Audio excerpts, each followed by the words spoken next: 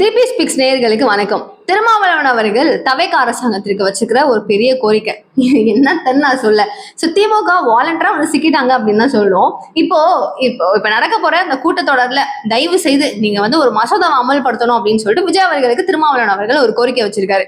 அப்படின்னா இவருக்கு அவ்வளவு ஒரு இன்ட்ரெஸ்ட் அப்படின்னு சொல்லி பாத்தீங்கன்னா அவர் சொல்றாரு, திமுக அரசாங்கம் 5 வருடங்களாக இருக்கும்போது மசோதா வந்து நிறைவேற்றினாங்களாமா. என்னது அது அப்படின்னு கேட்டீங்கன்னா நீட்டு ரத்து அப்படிங்கறது.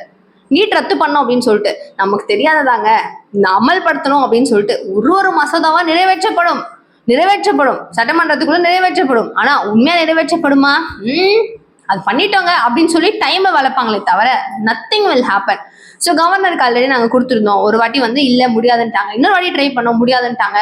ஆனா இந்த வாட்டி வந்து 2 கோரிக்கை அவருக்கு இருக்குதாமா. 1 கோடி இந்தியாவில் நீட் அப்படிங்கிற தேர்வே மொத்தமா ரத்து பண்ணணும். அப்படி பண்ண முடியலையா, அட்லீஸ்ட் தமிழகத்துக்கு மட்டுமாவது இந்த கோரிக்கையை வந்து அதாவது நீட் விலக்கு அப்படிங்கறத அமல்படுத்தணும். சிஎம் விஜய் அவர்கள் எப்படியாவது பேசுங்க, வரப்போற இந்த கூட்டத்தொடர்ல எப்படியாச்சும் வந்துட்டு ஒரு மசோதாவை நிறைவேற்றுங்க, கவர்னர் கிட்ட எடுத்துட்டு போயிட்டு இது கொடுங்க, அப்பதாங்க இது நடக்கும் அப்படின்னு.